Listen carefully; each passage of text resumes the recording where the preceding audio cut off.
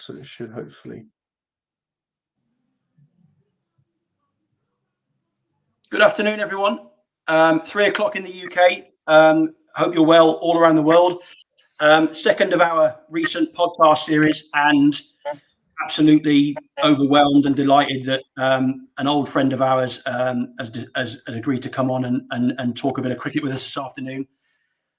Sam Billings is a worldwide cricket star that I'm sure you all know from franchise cricket, and I'm sure Sam's wants us to mention first class cricket and test match cricket, which obviously is the pinnacle of anyone's career to reach those heights. But just as way of an introduction, Sam is obviously the captain of Kent in the UK, first class county, has been for a good few years now, and is captain again this year of the white ball team in Kent. Career-wise, has played over 700 matches, amassing nearly 15,000 runs in all formats. 3 Test matches, 28 ODIs for England, 37 T20 internationals, 88 first-class matches for Kent, 103 List A matches, and 351 T20s, which is an incredible amount of cricket. And you know, is a regardless of whether people are fans of the teams that Sam played for or not, is an incredible career and an incredible achievement to get to that many games all across the world in franchises and teams in every country. So it's not just in the UK or in England, but Sam's played in Australia for Sydney Thunder and the Heat. Currently playing or just about to leave for the Lahore Qalandars, I think. Sam, that's right, isn't it? That's next. Yeah. And just won the International League T20 in Dubai with the Capitals. So an absolutely stellar career. We probably, if we'd have had a wish list of who to get on, Sam would have been top, and we wouldn't have dreamed that we could get him on. So huge thanks for coming on, Sam. Really appreciate it. No, that's right. Thanks for having me on. And obviously know you two from playing against each other and with Vern growing up. So no, thanks a lot for having me on. And I think, like anyone, I grew up obviously as a fan of the game, still am a massive cricket nuffy and follow cricket all around the world. So yeah, any opportunity to have a chat, chuck some ideas around, and yeah, have a bit of a discussion, because it's amazing. You know, the cricket world at the moment is ever changing. So thanks a lot for having me on.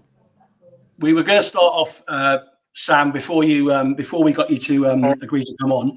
We were going to have the chat today around franchise cricket and the recent news about the 100 ball sell-off that happened in the UK in the last couple of weeks. But we're reverting back to your Kent with your Kent hat on. The news of the ECB have sold the 49% stakes in the 100 ball franchises.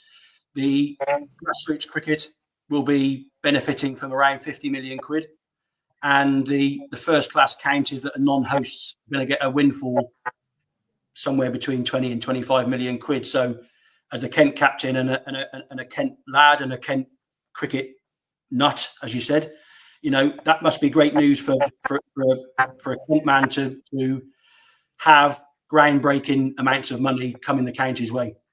Oh, 100%. Obviously, it's pretty well documented in terms of the counties, how it's been a struggle at various times, and not just obviously the non-test match grounds like Kent, like you mentioned. I mean, it's been really publicised around, obviously, Colin Graves at Upper Yorkshire, the struggles that Yorkshire have had over the last few years, and Manchester as well, at Lancashire. So, yeah, it's going to be great for the game. And, you know, ultimately, whenever you get a big lump of cash like that, it's about utilising that cash smartly and being really kind of smart around where you use that. And obviously, the grassroots game, that's the bedrock of our game in this country. And we're very lucky to obviously have in terms of a club system, specifically at Kent, we're the second most clubs in the country behind Yorkshire. So from a club cricket point of view and grassroots level, hopefully that money can go a long way and support the development of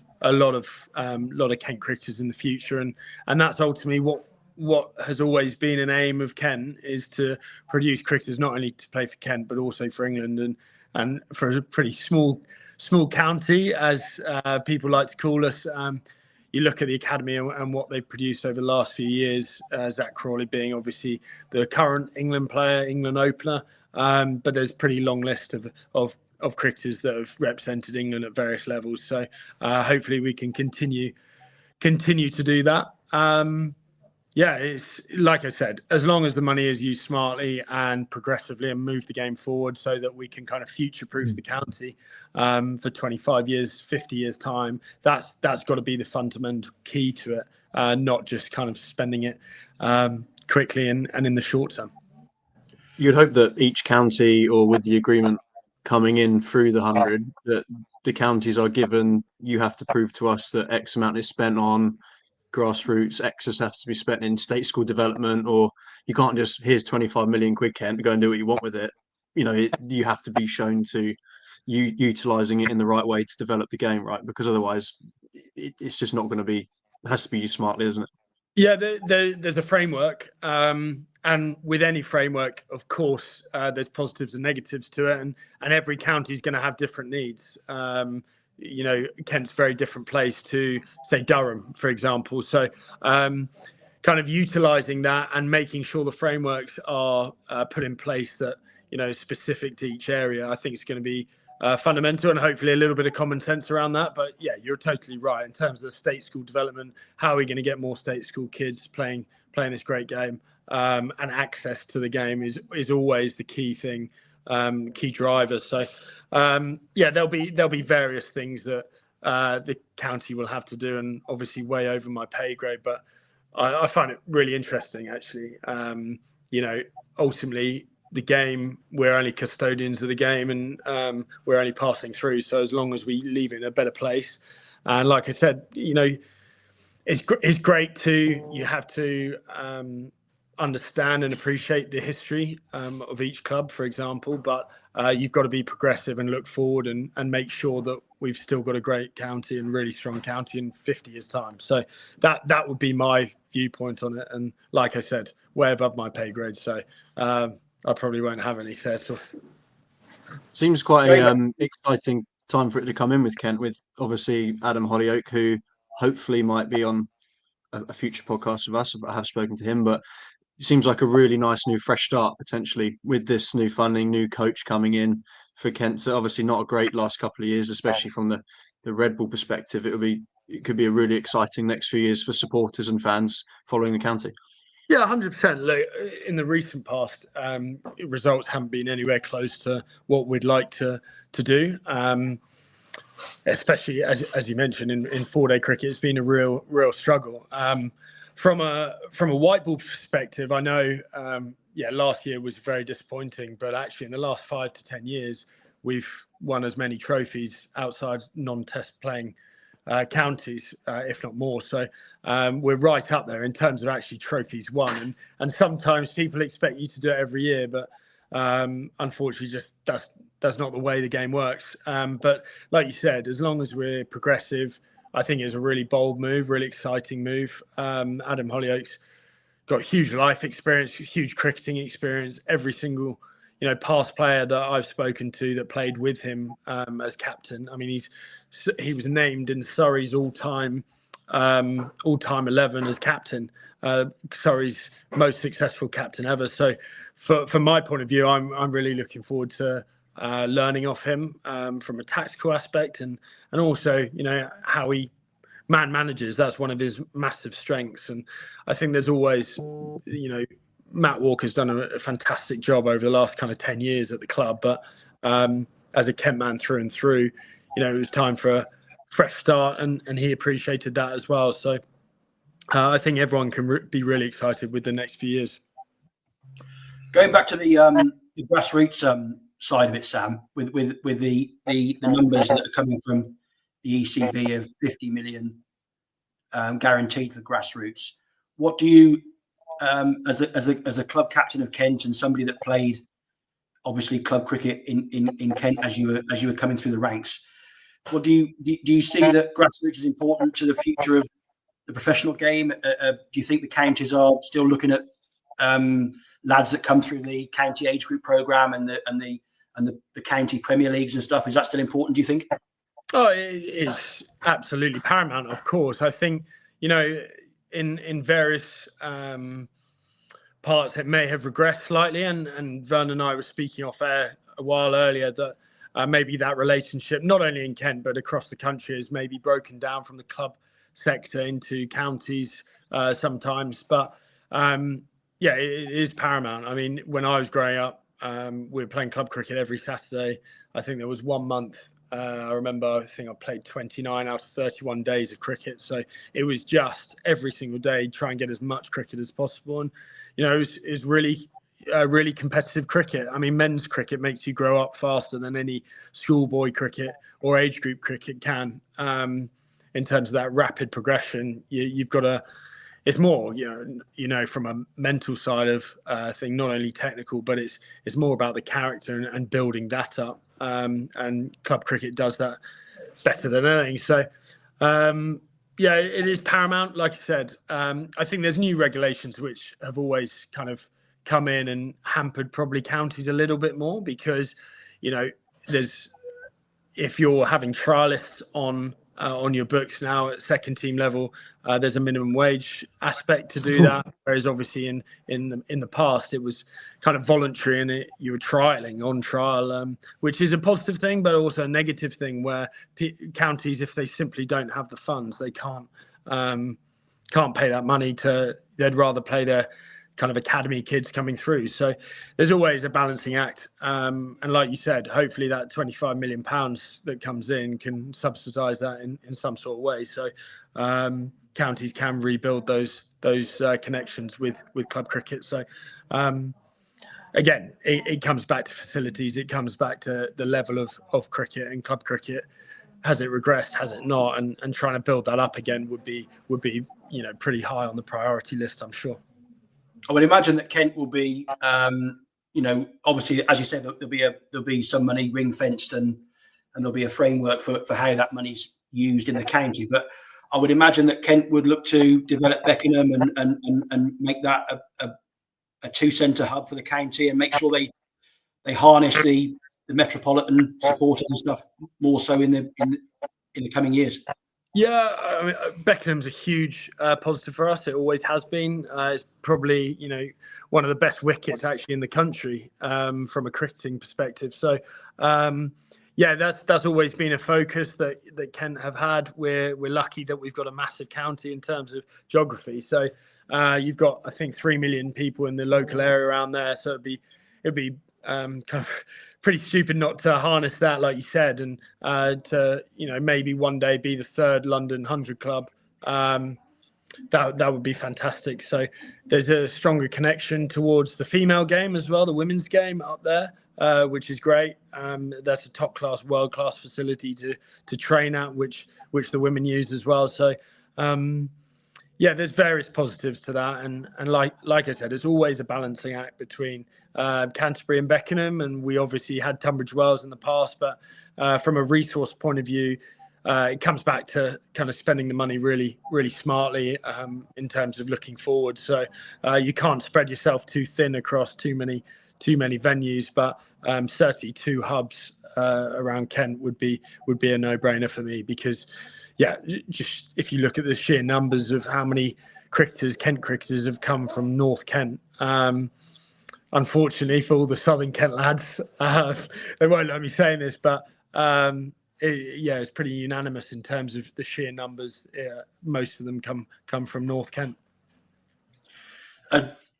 Joe Denley probably won't like you were saying that, but I'm sure Whitstable's Whitstable massive.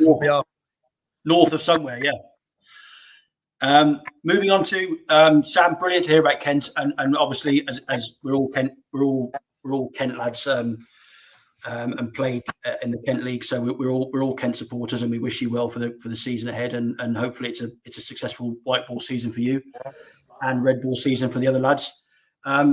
Moving on to your franchise career, which is obviously in full swing. You just got back from winning the International League T20 with the Capitals, which is obviously amazing for you. I'm sure it was a great experience. And a few weeks before that, the final of the BBL, which I'm sure was a great occasion with losing out to the Hurricanes in a great final.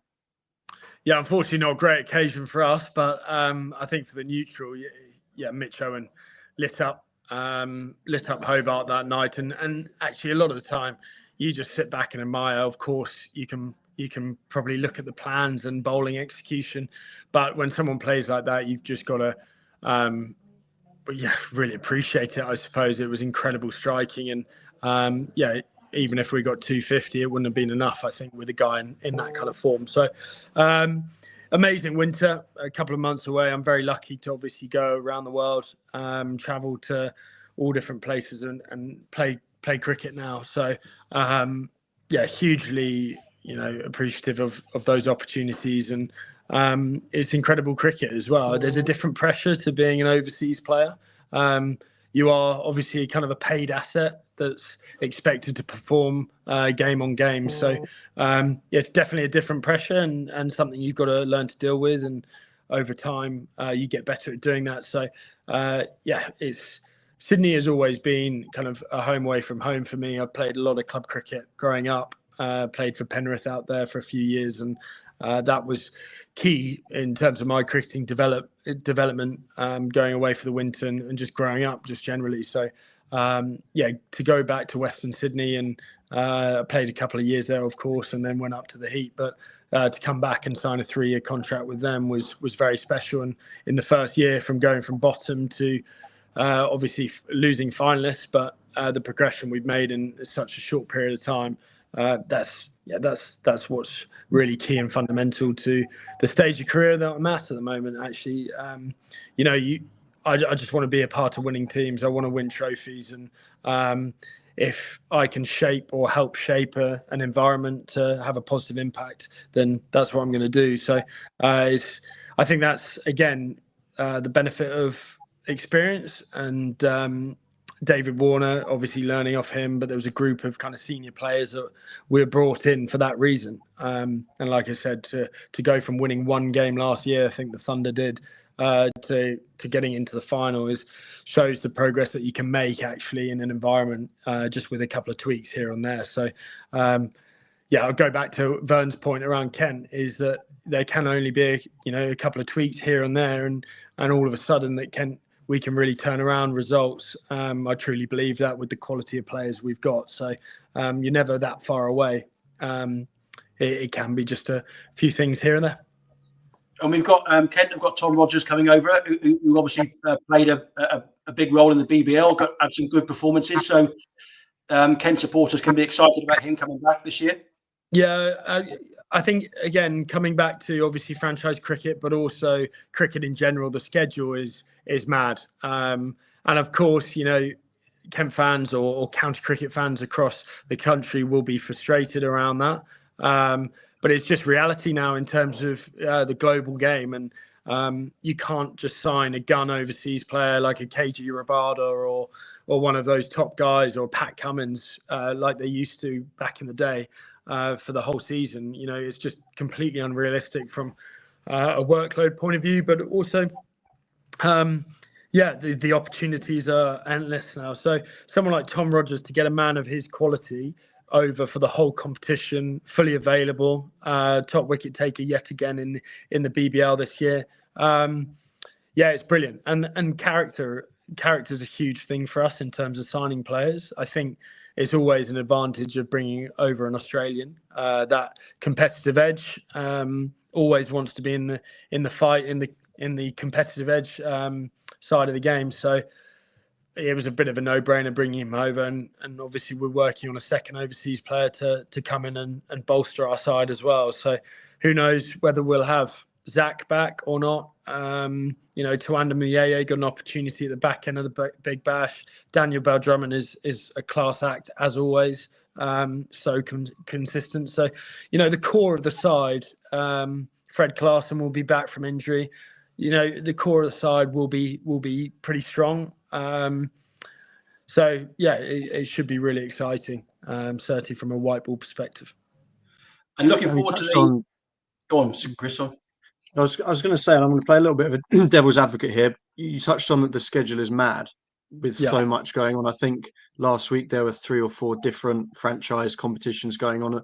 Do you think that there's too much being played a little bit, or do you think that if you could condense it a little bit, do you think that the quality of the product can be diluted because you've got all the best overseas, some in Dubai, some in Australia, some in South Africa?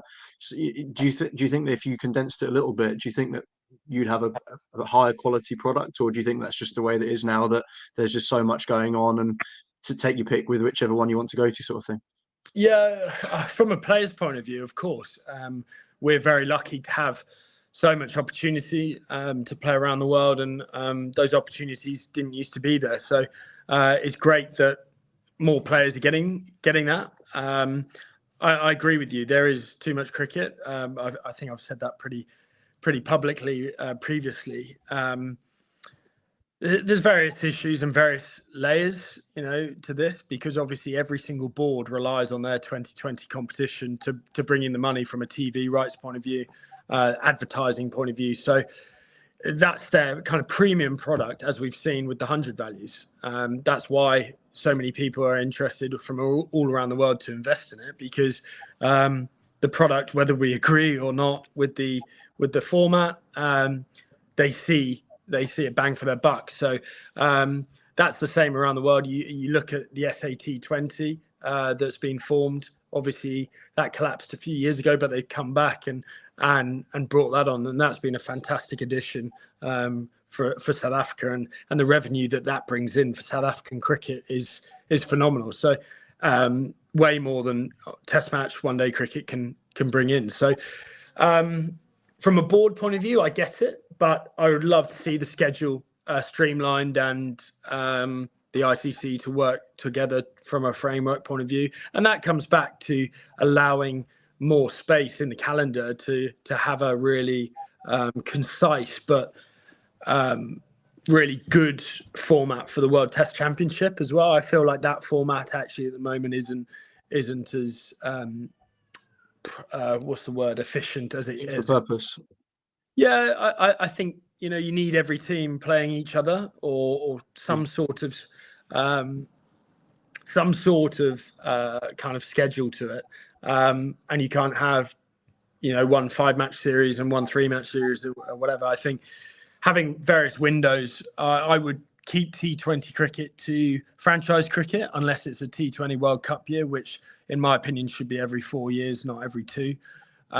Straight away, if you have a 6-month window pre-World Cup, that you could have international teams kind of getting together and playing various friendlies or whatever, so they can formulate their teams pre-World Cup. But I'd leave franchise cricket to do the T20 cricket around the world, and then that would obviously open up more space for one-day cricket and Test cricket. Again, one-day cricket, could it be scheduled instead of the Champions Trophy? Have a one-day World Cup that's every 2 years after a T20, if that makes sense, but in itself every 4 years. So we don't have this constant world competitions. I think the Champions Trophy obviously is about to come on, but what relevance does that have in terms of the cricketing game? I'm not so sure. So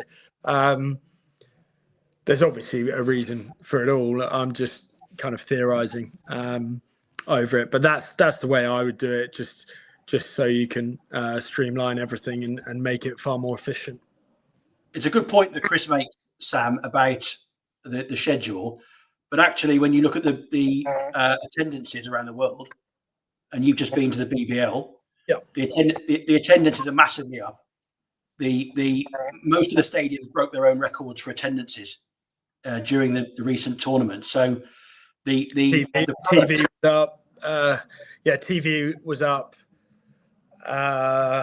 crowd attendances were up, more people engaged on social media than ever before. So the Big Bash, in terms of a product, by kind of every metric, has improved and really done well this year. So it's clearly not reached a period of oversaturation or boredom. But I think, again, the schedule of 10 games, a 10-game season, they've reduced it.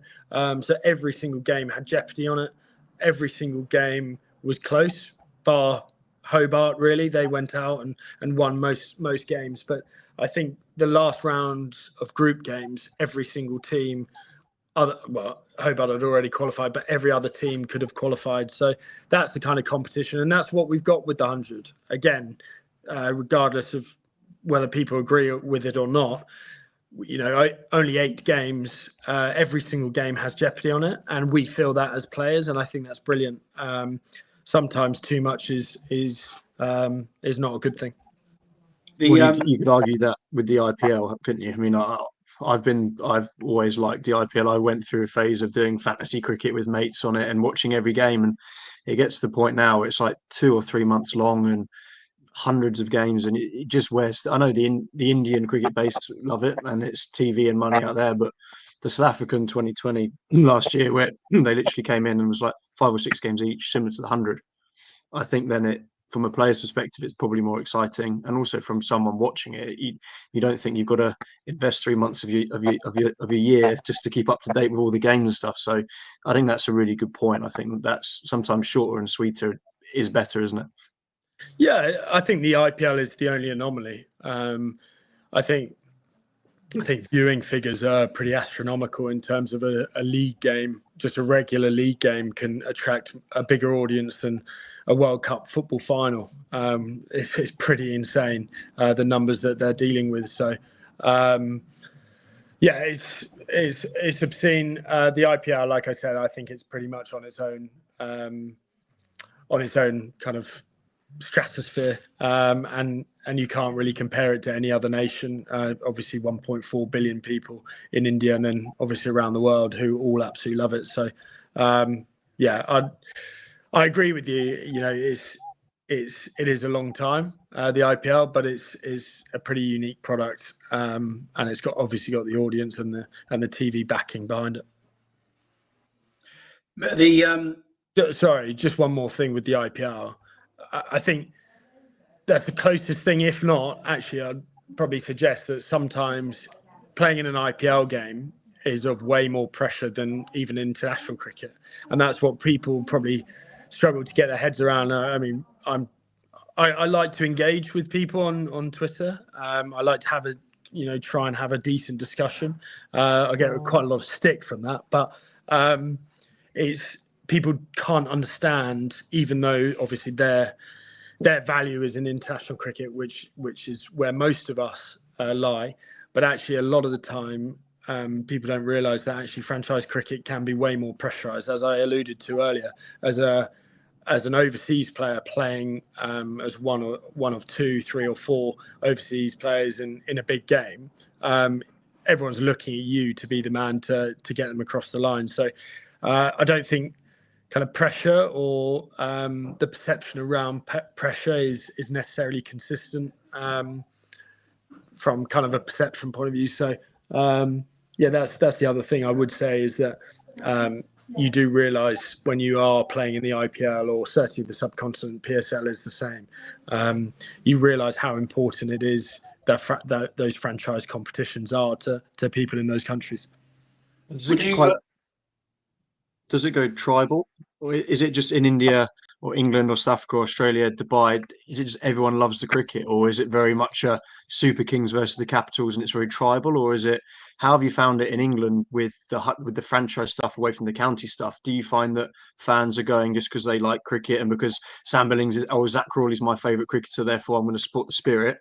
Or, that's sort of what we found a little bit at the Vine. Zach's a Vine boy playing for the Spirit, we'll support them. Or is it people are starting to get a bit more tribal with who they're picking up? Or is it just people love the cricket? Or yeah, from the more established competitions, obviously, that have been going over 10 years, it's very tribal. And the example I'd use, or the easiest example to use, would be Premier League football. I mean, the language is a bit better than the footy, but it's becoming more like that. Certainly in the subcontinent, you see when I played for Chennai, it was a sea of yellow everywhere we went, because obviously MS Dhoni was playing for Chennai, and he had kind of a cult following everywhere he went.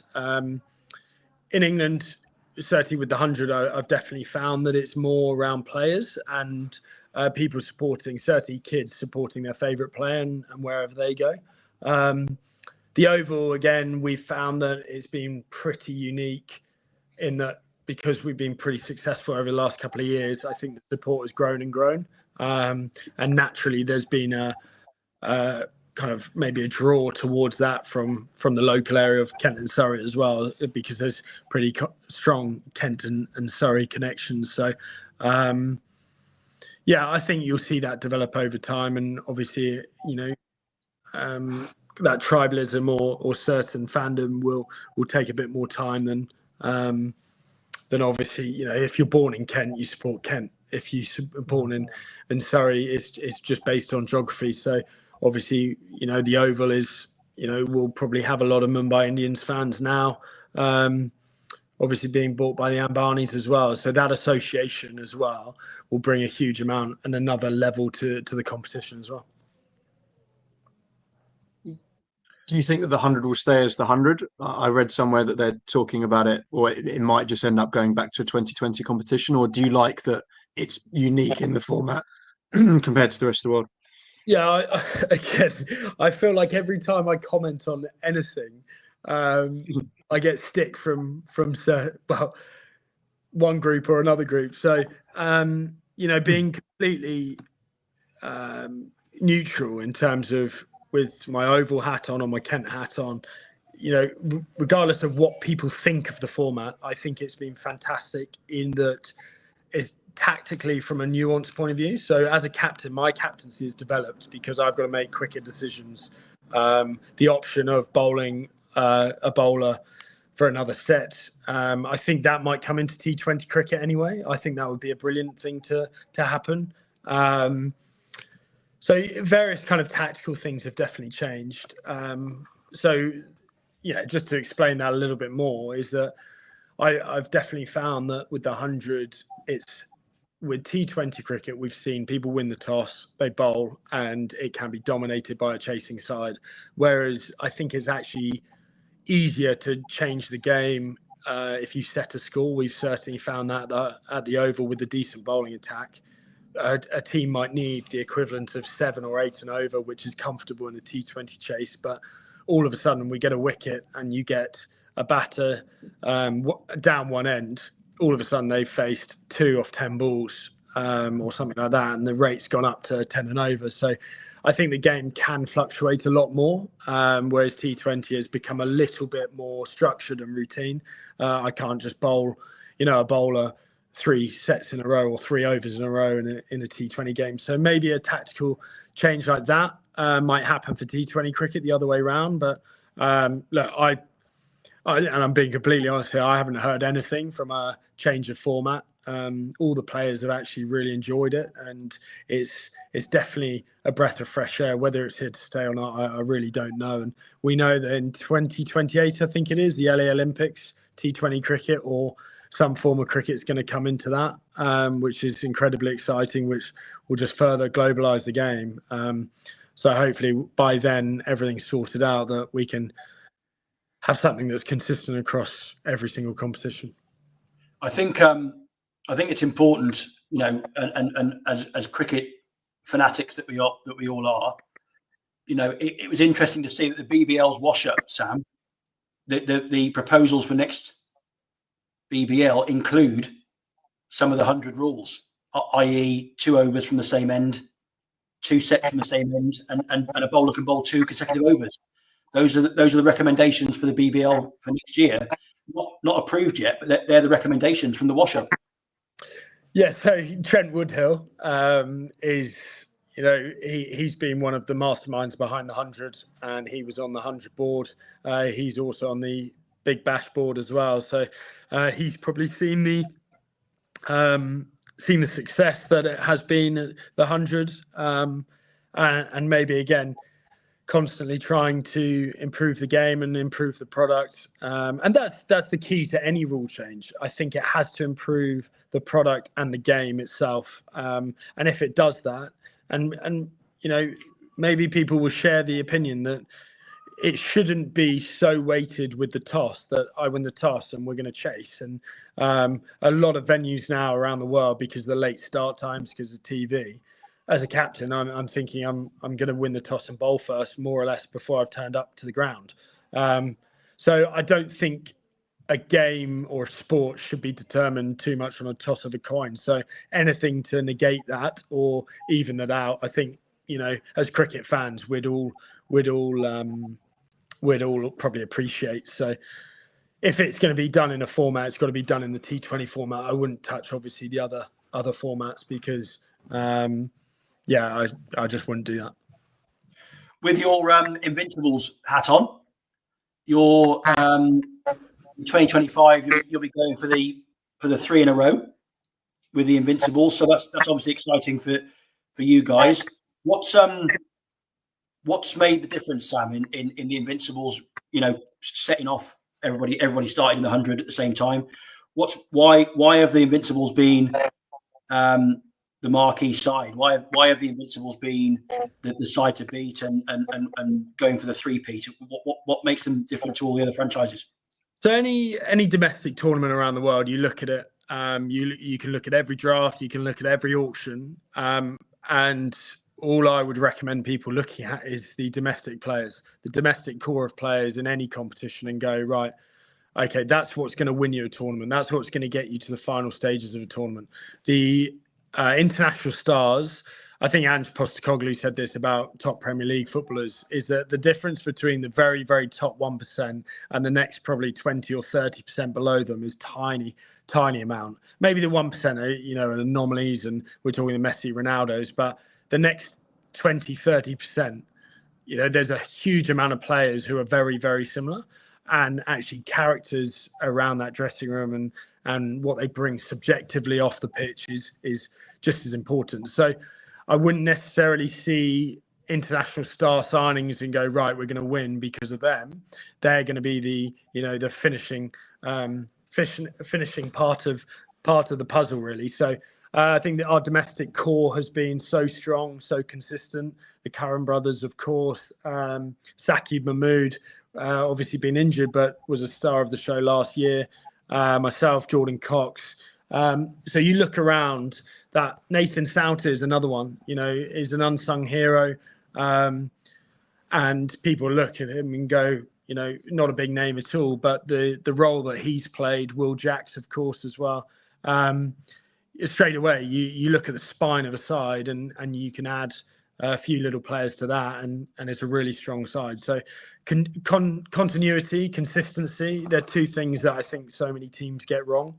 Chennai have been the kings of it, pardon the pun, for a very long time, and it's the consistency and the backing and the trust of players. That's something that we've really valued. And look, the first 2 years, we identified the first 2 years that we completely underperformed with the caliber of players we had, and we needed to shake it up and put a few things in. Tom Moody sat me down and, from an environment point of view, cultivated the environment and really grabbed it. So his role can't be understated as well. So it's been really pleasing to see, you know, things that needed changing and the characters that we brought in.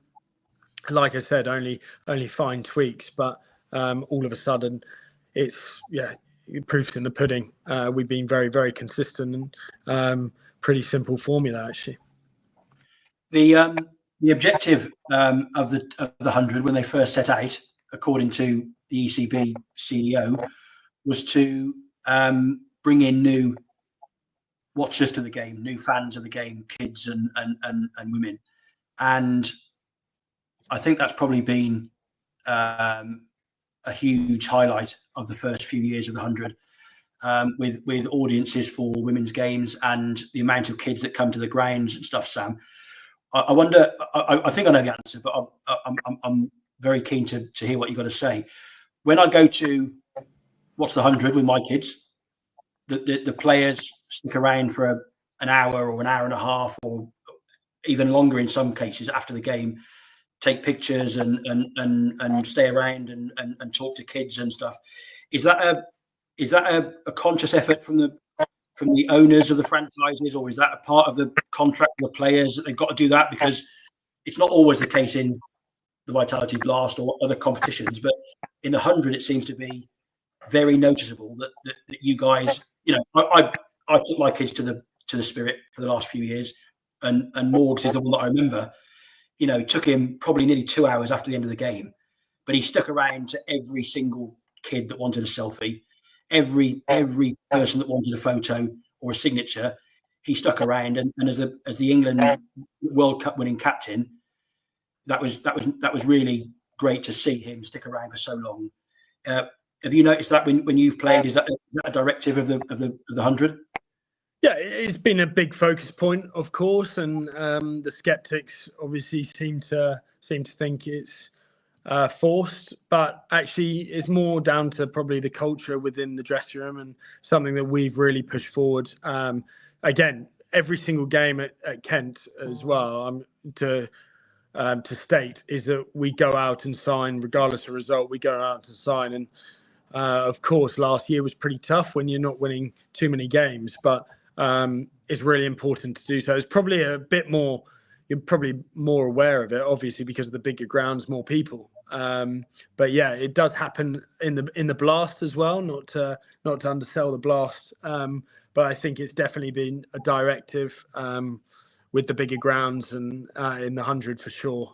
There's obviously a family stand, certainly at the Oval, which is, as you look out from the dressing room down to the left. So there's clear kind of path where we sign every single game, and make sure we do them all as well. But that was really pushed hard between myself and Tom Moody. It's really important that regardless of the result, we get out there, however disappointed you are, if it's not gone well, to go out and sign. Because ultimately, I remember going on the field at Canterbury against South Africa when I was probably 9 or 10 years old, and I got all the autographs. I still remember it now. So we were all there once, and the impact you can have on so many kids. Ultimately, we want them going home going, you know what, like Sam Billings or Sam Curran or whoever they've met, they've got we've made a positive impact on them regardless of how we've performed. So I think that's just important. That's important wherever you go, and something that I hold really important to me as well, to do, whether it's the Sydney Thunder. Actually gave them advice of how to configure the signing session a bit better towards the back end of the season. So things like that, that's why we play the game, is to try and inspire the next generation. And as I alluded to previously, we're custodians of the game. In 10 years' time, no one will care about me, but the impact you can have on those kids coming through, can kind of last a lifetime, and they'll be the stars of tomorrow. So, not only the 100, it's consistent across kind of all cricket, and it comes down to you as a professional just to do those things. I'm sure I can listen. I know people will, as you said, there are skeptics out there that don't believe everything they read or listen to. But I was at Canterbury last year with my lad watching Kent against Gloucester, and Kent got a thumping in about 10 or 11 overs, and all of you guys came out and signed autographs because my lad was there and was getting autographs, and Zach spent time with the crowd, and I can tell you from a parent's point of view that kids go home, win or lose, and if you guys have had a selfie or signed their shirt or their hat or whatever, the kids go home happy. They've watched a bit of cricket, they've seen their heroes win or lose, they forget about it after a night's sleep. You know what I mean? So it is incredibly important, and the 100 has been successful in its aims to get a new audience, because I know that we're probably sheltered a little bit in London, with the two franchises, because the Oval's a sellout every game for the 100, the Lords is a sellout every game for the 100. But the amount of of children and women that go to the games has been incredible. I've seen it personally at Lord's.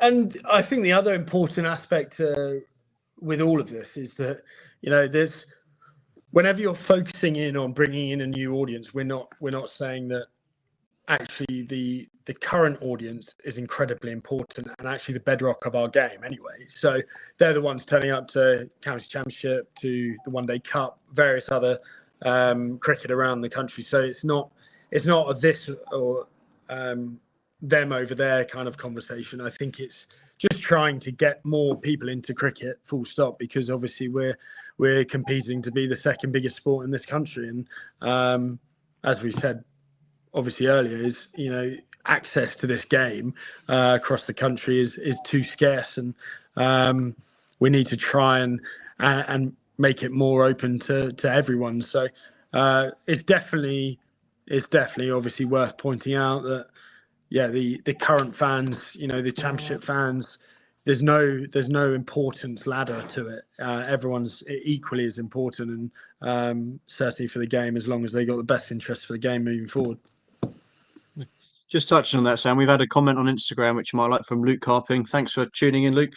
He says, we've been to the Oval for 100 a few times. Sam and his team always had time for the kids. My son's met you a couple of times. And he looks up to you guys so much. So, it's a pretty nice message to hear. So, no, and it is important, I think, as you touched on there with audiences, ultimately, how many people do you meet out, whether it's you go to the pub for a pint, or you meet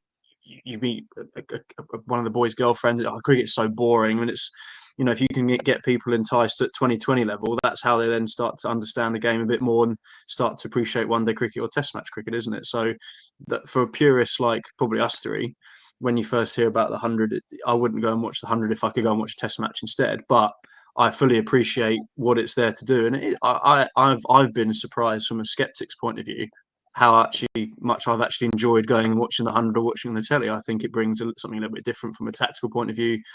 It's a bit quicker. I think without the idea of bowling two sets from each end, I think it speeds the game up as well, which I think is important as well sometimes. So it's sometimes a process as much as anything. You're never going to get people watching Test cricket if all you do is just have Test cricket on.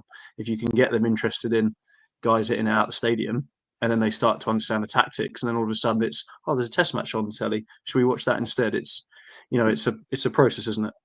Absolutely. And the amount of people that your example spot on that cricket's boring, and then all of a sudden they have an experience at the Oval on a Friday night, and actually the cricket, you look at American sports obviously is the entertainment kind of level or end of the spectrum, but it's kind of more towards that end, if that makes sense, from 100 point of view. Is 3 hours, it's entertainment, it's a great Friday evening with your mates from a social occasion point of view, and in an environment which hopefully is a lot more welcoming and nicer than a football game, for example. I wouldn't take my little daughter to a Premier League football match, but I would take her to a 100 game. And is that just because you're a Man United fan, though, Sam? I don't talk to Liverpool fans. No, yeah, exactly. It was a good game last night, though. Oh, I did. I enjoyed that, actually. Good old Tarkowski. So it's ultimately just bringing the game to more people and getting more people into the game. Simple as that. Yeah. And that can't be a bad thing. And hopefully no one can argue with that. Brilliant. We've got some more comments in the chat, Sam, and we have to ask you the question. Sure. This has been way too nice. There'll be a bit of abuse, of course. No, there's no abuse. We're going to go a bit off agenda, but a lot of the comments are asking for your suggestions for the upcoming ICC Trophy. Who you think will do well? Who you think is going to go well in that? And have England got any chance? I think England do have a chance. Pakistan is very different in terms of conditions-wise. It might sound ridiculous, to India. The ball was obviously spinning quite a bit. The game yesterday, and actually in Pakistan, it's probably less spin a lot of the time, and good flat batting tracks, which will be obviously pretty receptive to England's batting lineup. I think there's a few worries around injuries and what's going on there. I think Ben Duckett's injured now as well with his quad. So it'd be interesting. I'm really happy that Tom Banton's come back into the side. He's playing beautifully at the moment. He is a great young bloke as well. And it's just great to see. I like stories like that because, it's never a flat line of progression in terms of international sport, especially. But for him to go out, I think it's, been 4 or 5 years since he's put on an England shirt, and to come out and play with that confidence yesterday, it helps that he's been in brilliant form in the ILT20. But I really like that, and that's a show of where his game's at, and you've got to keep progressing. So I think he'll go well. He's a good player of spin, attacking player of spin. Backing obviously Harry Brooks to come back to form. I think he's one of England's most exciting talents in a long time. So I think obviously India are going to be very hard to beat. I think they're my pick, which is a pretty boring pick, but they just look so strong, the depth. And I think Josh Butler said it, and hopefully the 100 and Vitality Blast can do the same for English cricket. But the IPL has been the perfect academy for Indian cricket, and you see the depth, and that's purely from an IPL point of view. And we spoke about the pressure earlier. Playing in IPL cricket is sometimes even more than international cricket. So you're ready and waiting straight in. Abhishek Sharma is a great example of that. It's like, I just do this every day anyway at the IPL, so might as well do it here with an Indian shirt on as well. So hopefully, I think the 100 has done that. I'll be honest, playing in front of 26,000 people every single game at the Oval, it's impossible not to develop as a player and get used to that pressure. So that is definitely a strong point of playing in front of big crowds. I've gone off piece a bit there, but you got my gist. I was going to ask you about that before to try and connect up the chat a little bit.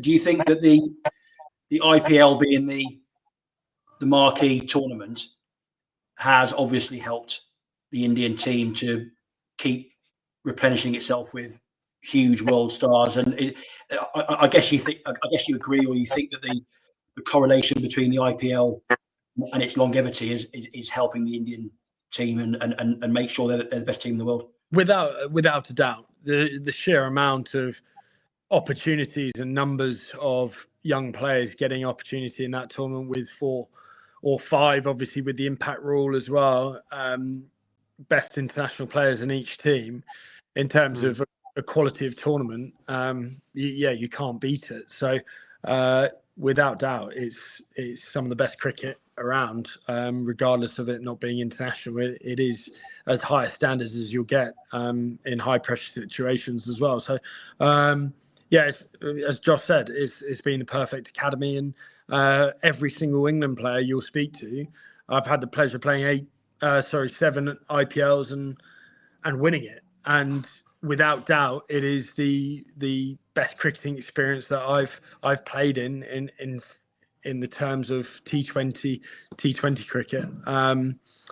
You can't describe it. You can't describe the noise, the interest level, the noise around every single day, and everything you do. So you can't replicate that at all. I guess you also skip out. It's almost like a better trial. Like in this country, if you've got a good 18 or 19-year-old, you've got to probably play second team cricket, county cricket. Whereas in the IPL, what better way of knowing if someone's good enough? Go and face Jofra Archer tomorrow. Go and face Jasprit Bumrah. If they sink or swim, it's a pretty easy way of getting to know if someone's good enough, isn't it? But it's, I guess, from a sheer numbers perspective and population and talent wise, some of those lads coming through in the guy just getting a 40 ball 100 against England the other day, against 3 or 4 of the best bowlers in the world. You just think that's ridiculous, and that he probably doesn't even get in there.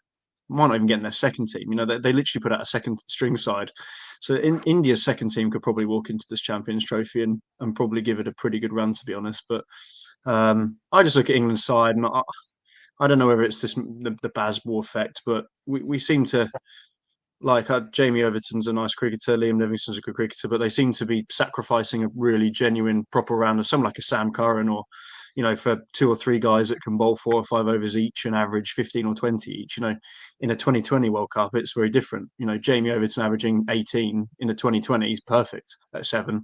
Number 7 in a one-day game, you really need a bit more substance, I think, there. But maybe that's just my view. Yeah, you're talking to a bloke who played and batted 1 to 7, I think, in ODI cricket. So, yeah, again, I don't really want to. It's pretty difficult position to talk about the ODI team for me.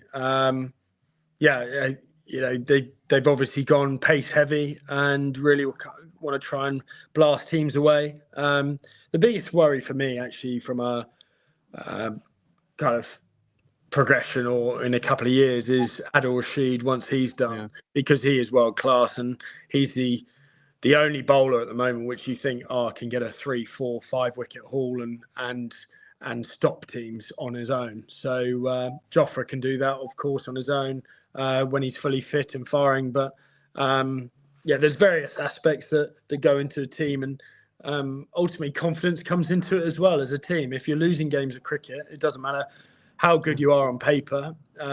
It comes down to that confidence and playing as a team as well. So there's so many different factors, and interesting that I saw this the other day when you've got the wrist spinners, Adam Zampas, and they're kind of the headline superstars, really, especially like an IPL on those wickets. But I think Adil Rashid's played in. Has he played in 1 IPL or 3 games or something? Yeah, which is nuts because he's probably the best in the world, right? I mean, you've played with Adam Zampa a lot more than certainly I have, but Adil Rashid must be still the number 1 wrist spinner in the world, if not number 1 spinner in the world. And it's amazing. I guess there might be political elements to it as well, but just amazing how he's not played more cricket for the level of how good he is. Yeah, Rashid Khan's still got to be number 1, but Adil Rashid has got to be in that conversation, certainly. And you just have to look at the top 10 bowlers in the world in terms of T20 cricket, and they're all, or most of them are, I think 8 or 9 of them are spinners, and they're either left arm spinners or wrist spinners. So yeah, it's gold dust. Every team that you set up straight away as captain, I'm thinking I need a wrist spinner. That's number 1 pick, and then you want a bloke who's bowling kind of 90 miles per hour as well. So they're the 2 things. I think Adil Rashid, I think it's pretty obvious in terms of probably why he hasn't been picked up in the IPL previously. And he's easily good enough. It's just one of those things.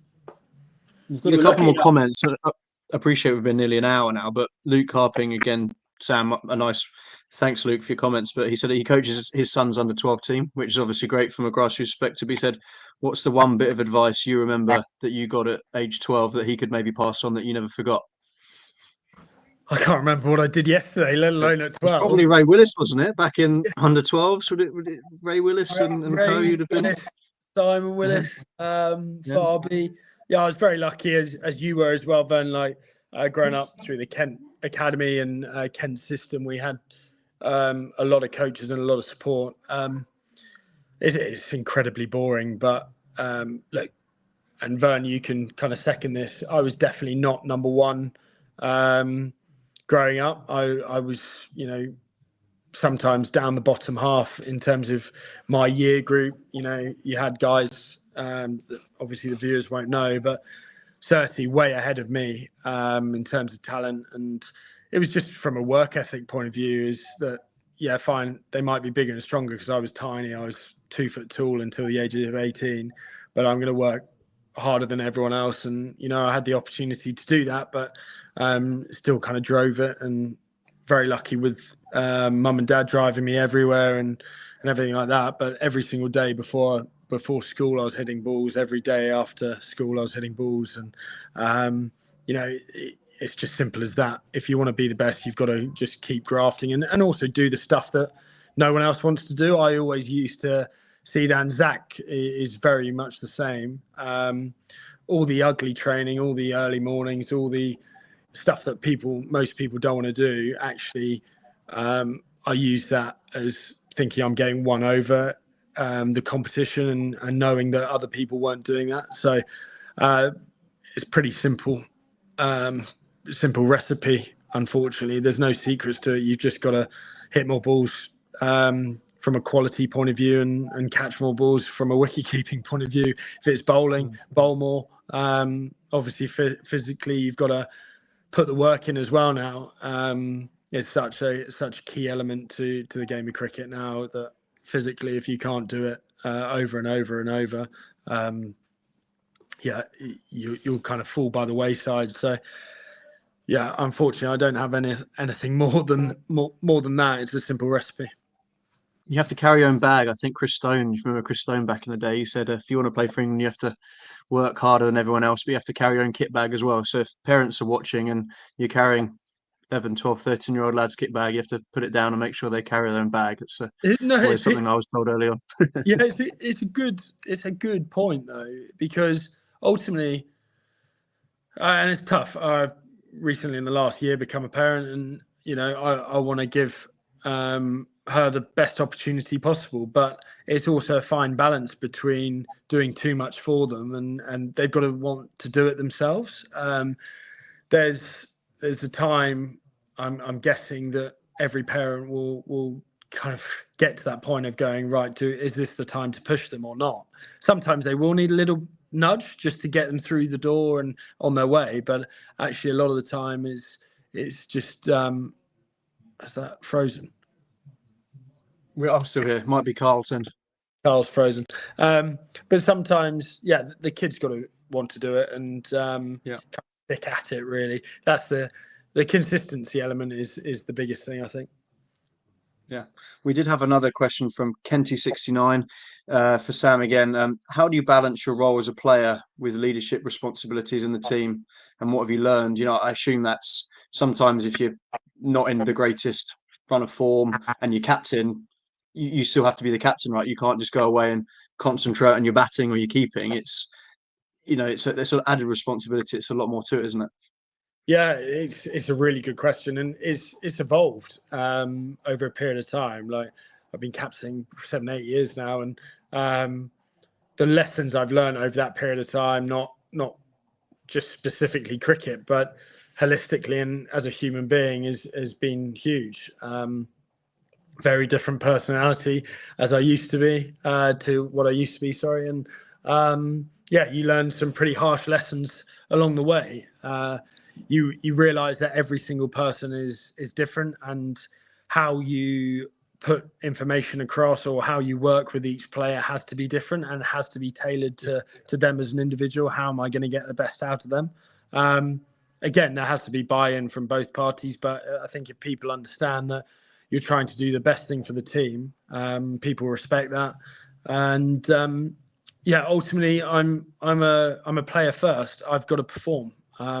If I'm not scoring the runs as I did a few years ago, I dropped myself, and I was really struggling from a cricketing point of view, and made that decision. It's one of those things that I think, a lot of the time that you feel like you've kind of got to carry the team on your shoulders. But something I've realized over the last few years is I can only do so much. And as a player, it's I've got to just worry about my own game, but also once that's done, worry about everyone else. But certainly prioritizing and making sure your own game is in the right place. That should be number one, and then you can look after everyone else. But even just recently, obviously in Dubai, I wasn't keeping wickets. Shea Hope was keeping, and that experience of captaining from mid off and talking to bowlers was very different to obviously keeping, where I can't have that communication, and sometimes it might look like I'm waving my arms everywhere, but it's only to try and communicate and get a message across. So I've really enjoyed that again, and have had way more understanding of how those conversations go as well. So it's always an evolution. You're never ever going to get it right, and it's amazing. Everyone has an opinion until they're the one in the hot seat and has to make decisions. So that's the other thing is, like Baz McCullum was massive on it. He gave me some brilliant advice around captaincy: is just have courage and keep having the courage to make decisions. You're not going to get them all right, but as long as you learn from them, and being indecisive is just as bad as, you know, making a wrong decision is probably worse. So just having the courage to keep making decisions as long as they're right for the team. If that's at the forefront, then that's the most important thing. And this, without obviously going to, I don't want you to say anything you shouldn't do, but is there a captain that you played under that has influenced your captaincy the most, or that would always, you know, if you could say one name, that the best captain you've ever played under, and I appreciate played under Butler or probably like Rob Key, or from an outside looking in, seemingly very different characters. You know, Josh Butler's very quiet and almost sort of reserved, whereas others are much more, like David Warner, I can imagine, is a much more in your face style character. Is there some style or captain you've played under that you always think you want to model on, or do you try and take bits from everyone? Yeah, taking bits from everyone is definitely something that I've tried to do. It's really interesting around perception as well. So as you rightly said, David Warner, from a character point of view, you'd think is one way, but every single bowler that I spoke to in the Big Bash said they've never played with a more calm and confidence boosting captain than David Warner. And that's what I find amazing, is that obviously we only see everything at face value as fans and perception. And it was incredible at how positive he was around the game. And yeah, I've learned a huge amount from him over the last couple of years. It's definitely a very different definitely different experience playing with him to against him in an England shirt where you get abused. So yeah, he's definitely one that I've learned recently off. It's hard to look past MS Dhoni and Noah Morgan, if I'm honest, in completely different characters. Similar in a lot of ways in terms of that calm, quiet, very smart, shrewd captains. But yeah, two guys who are obviously I respect hugely, and not only as players but as captains. They were very very strong in what they believed, very clear in terms of how they wanted their teams to go about things, and like I said, very, very smart through experience. Cool. I think we're probably, it's been an hour and 10 minutes. It's amazing how quickly it goes. I did have one comment question on YouTube. So people, please go and follow our YouTube channel as well. The Cricket Club. Richard Vernon, Sam, obviously one of someone you know as well. He says hello, great to see you. And he said, obviously with the overwhelming amount of white ball cricket you've been playing at the moment, and where your contract has gone with Kent, do you see any more red ball cricket in your career, or do you think would you like to go back to it maybe with things change, or do you think that's done for you now? It's a really good question, because as KP said earlier on in the piece, is that for any cricketer growing up, so my test match, I played 3 tests, but without doubt the best experience I've ever had on a cricketing field is that test match at Edgbaston against India where we won. Every single day, I mean, I get goosebumps on the back of my neck. It was a surreal week, and having just getting one test match cap, my test debut, obviously in a bit different circumstances, but yeah, that was, you still put that up as one of your greatest achievements, and no one can take that away from you. And look, the decision was purely made is that I didn't see, or I gave myself the best chance a couple of years ago to really push my case to try and get back in the test team. That wasn't the case, and obviously that ship has definitely sailed now. So as a cricketer, like growing up, all I wanted to do was play for England, and as soon as that ship has sailed, everything I did up until that point was always geared to playing for England. So as soon as that goes, it's a bit of a weird one. Look, of course, I'd love to win a championship with Kent. That would be incredibly special, but we're a long, long way off that. And again, I don't see that as probably possible, if I'm honest, certainly from a resource point of view. So, So yeah, with all that in mind, that's the reason why I made that decision, which I'm sure people can understand, and now I've kind of fully focused on playing T20 cricket around the world, and I think 9 trophies now. Want to get that up to 30, 10, but 15, hopefully, maybe even 20. Who knows? So I just want to win competitions and be part of successful teams. And 33 now, so not getting any younger. But you never say never. I love 4-day cricket. I love 5-day cricket, and it's the real cornerstone of our game in this country. So I'd never say never, but at the moment the opportunities elsewhere are too good to turn down, certainly with the young family. So being brutally honest, I don't see that happening for a while. Yeah, I don't understand why you would want to go and play in the IPL when you can go up to Durham on March the 31st in woolly hats and 6 jumpers and keep wicket, Sam. I don't get that personally, but Durham did maybe one our viewers will soon now as well, unfortunately. So whether people think it's right or wrong, it's just I'm grateful for the opportunities that I've got, and it's no career is the same. There's no right or wrong, and ultimately I'm the one having to step out on that cricket field playing the game. So people can, if they disagree, they can do it themselves if they want. So I think there's always going to be people that, obviously the one that hit the press recently was James Vince, wasn't it? He's our age, isn't he? 32, 33, given basically quit red ball cricket to go and to play white ball cricket. And I guess there's always going to be contention about that, isn't it? Because people are the purists. People want to see, he's arguably been one of the best county cricketers in the last decade, hasn't he? In all formats, James Vince. Yeah. He probably should have played a bit more Test cricket. He probably didn't quite kick on when he had the chance. But I guess it's always a shame to see guys like that and guys like yourself who have played a lot. But I understand it. But you're always going to have the older contingent or the county members who go and watch, every day, are going to be wanting to see the best players playing for their county, and so that's always going to be you can never please everyone all the time, can you? No, and with that is, of course, playing for Kent means more than any other team that I play for. Obviously, I've been at the club since the age of 8. That's always going to be you wanting to do that. You want to play for Kent, but like I said, growing up, because I was highly motivated, I want to play for England, and Kent was the vehicle to do that. Once that ship has sailed, as I stated, and Vincey's probably very similar, is that he's probably realised that the England door is shut, even though he's knocked the door down for quite a while, and ironically probably suits this Bazball era more than anyone.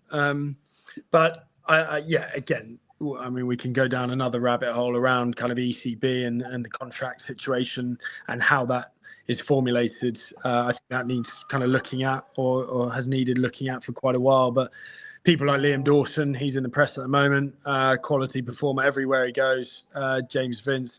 I mean, we could build a side of exiles, which would be a pretty good side. So it's obviously that comes into people's minds in terms of making that decision, and those two are probably in the same boat as me, actually. I don't have a clue how the Test squad got released to Pakistan and India, and how Liam Dawson has not ever taught. More than anyone, I think, in my lifetime in county cricket, he averages 40 to 50 with a bat every year and takes stacks of wickets. Even if you just pick him in the subcon, like, I cannot fathom how there must be a character issue, or he's someone. I just can't fathom what it can be, right? It's not a character issue at all, because he's someone who you'd want in your side every single day of the week. You also get. I just can't work it out from a cricket point of view how he's never even got picked. I guess that's my point. But also there was pretty clear communication between ECB and him around his situation, and he's also got to the point which I did, Vincey got to as well, is that guarantee me in the side and play me, not just carrying the drinks the whole time. And there's a kind of fair value at the end of the day. If you're rated so highly, then actually go and play me and give me a proper go, because someone like him, he's not that X factor player. He's not, but he'll be incredibly consistent, which obviously has huge value in itself. So it's one of those things. But like I said, it's fair play to him in a way as well. I respect it that turn around and go, well, if I'm not going to play, then I just don't want to be carrying the drinks the whole time, because he can go all around the world and play every single game. And he got to another final in South Africa, obviously now, won it last year. And as players, that's where we get the enjoyment, not running the drinks. So yeah, one of those things. Sam, it's been an absolute pleasure, mate. I'm so pleased that you agreed to come on. It's a real joy to listen to your views on cricket and to watch your continued rise through the game. I've only got one final question for you. As a man that considers his hairdo to be fairly important, what are you thinking about Reggie's Vern's buzz cut? It's fairly sharp, isn't it? Yeah, rate it. To be honest, I'm thinking I need to go buzz cut as well. So pretty sharp on the sides, especially in the cold weather. So just make sure you wear a woolly hat, mate. I just wanted to look smart for our big podcast today, Carl. So I'm glad you didn't. I was more interested in digging out my London Spirit hoodie for Sam, because I know how much he loves the London derbies against the Spirit. He's won the last couple, but hopefully the Spirit will come back. Hopefully the Spirit will come back charging up this year and prevent the three-peat, and we can follow our women's team that won last year's final, which would be good. There you go. Don't hold your breath. No, I won't hold my breath. I will be there watching, as I've enjoyed the last 3 or 4 years of the 100. And thanks again, matey. Really, really appreciate you coming on.